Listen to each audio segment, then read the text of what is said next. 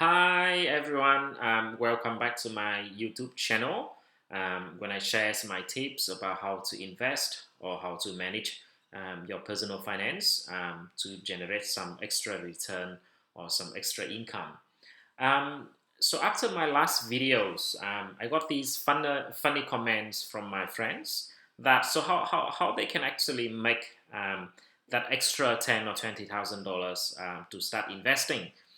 Well, that is understandable. It is also a very interesting question because if you're like me, you're stuck in a full-time job, or if you're a student and you're still studying full-time, and you're not a genius who can quit uni or quit your 9 to 5 job to build a multi-million dollars company or a multi-billion dollars company, you just want to do something to make some extra monies to improve your personal finance.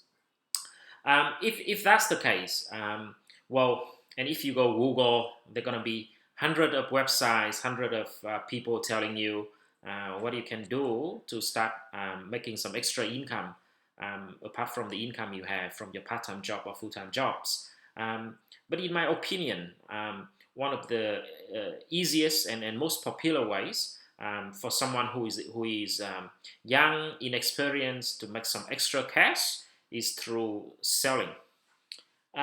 Selling, in my opinion, is really important for you to start understanding about business, about how the market actually operates. Um, so my answer to the question is start selling something very easy and simple. If you look around your house, for example, there is something which you no longer need. Um, you can think of selling these things on the website like eBay's or Amazon's or other third-party websites would allow you to list the products. And of course, you're going to pay them some commission for doing so, but get into the habit of selling the things that you no longer need. And once you do that, you're going to learn some very interesting lessons. Some of the things that you think are going to sell really well, they actually don't sell. People are not interested in them. Uh, and some of the things which you don't like at all, and you think, well, I don't think that this product gonna sell well, people actually show interest in this product, and they actually offer you high prices to acquire these products. So you're going to learn a very important lesson is what you think is very different from what the market actually thinks about the products. And from this lesson, you're going to learn the second lesson, which is very important in selling and or in business in general, which is testing. So why testing is so important? Remember that I'm talking to you and my audience who are young graduate students or who are young professional still working in a full-time job, and we don't have a lot of monies or capital to waste. We spend our hard-earned monies, and we need to make sure that our hard-earned monies work in our best interest. So what I mean by testing is when you have a business idea or you think of a product that you want to market to the community or to the public, but you're not sure. You don't know whether this is going to work out or not. Then the very important thing you need to do is to test. So what I mean by testing is instead of like investing a huge amount of money, just buy one or two products. Just negotiate with the seller or the suppliers or the service provider or anything like that. Start out with a very small amount first. Um, then market that to the public and see what the responses are, whether they show interest or not. And if you're lucky, you're going to make some sales. Just use those revenue to reinvest into your selling machine. Um, and the more you can sell, the more confidence you're going to have. And at some point, of course, when you got enough data, um, you know that your product are selling well, then consider doubling down or even put triple the monies, the initial capital that you put in initially, and in no time you actually have a business. So that's the second point.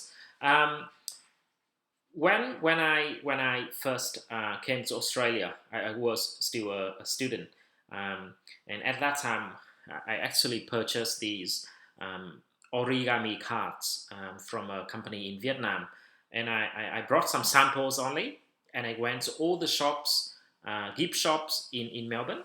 I asked the owner whether they interested in importing some, and luckily there was one guy from Brunswick in Melbourne. He liked my cards very much. He actually put through some orders. I was so happy and excited at that time. I remember when I got the product ready, I actually went into his shop and he actually signed the check in front of me. I think at that time it's about $700 or something. And after allowing for all these expenses, I made about $200 or $300 for my first order. Um, I did deliver the products to him a few more times until he found another supplier. But that's okay. And because of that, I learned the importance, of testing and investing a small capital and then actually building something out of nowhere. Um, so once you start doing this, you also build a lot of other skills through selling.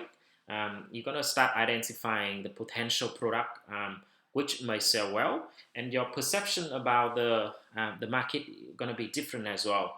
You're gonna build some sense of business skills, and hopefully you're gonna make some friends, build some network, and have your own suppliers and all that.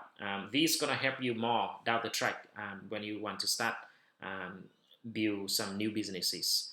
Um, so I reckon that is the message that I want to deliver today.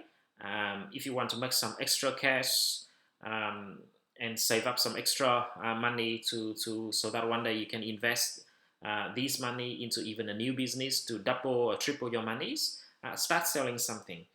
Don't think too complex. Think very simple. Look around you, find the things that you no longer use, and start selling them. Or if you want, go to some website like Alibaba, source some product that you understand, and start marketing them to the market. Um, Only then you're gonna get some ideas about what actually sell, what not. And when you build up some cash, you can start bring your business to the next level. Um, okay, thank you for listening today. And in my future videos, I may go into more details in terms of how to source the product, how to get a quote from the suppliers to make sure that you don't overpay for products. But let's just stop here. And I hope you find something that you can sell. And if you actually sell something interesting, share with me in my comments. And thanks for listening. And as always, have a good week. Bye.